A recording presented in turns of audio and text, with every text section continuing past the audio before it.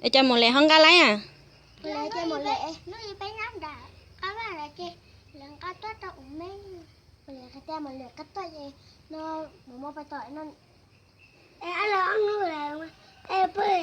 Ê bố lệ tia do bố lệ mua của chó nó. Ừ. Ê cha một lệ ho tia một lệ mua của chó một lệ mua khó tiêu lo nè.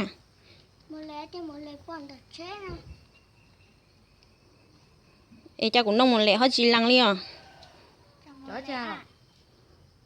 Cho nông tàu ấy một lệ lên đó cũng mua té một lệ nhia là một trâu một mò mấy cho lọ một mò một lệ cá tu có mấy cho để cho một lệ họ bó tiền cá tu có mấy cho một lệ họ chừng cao một mấy cho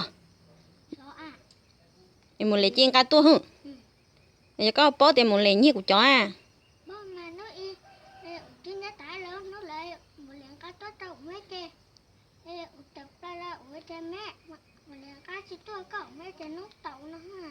ừ.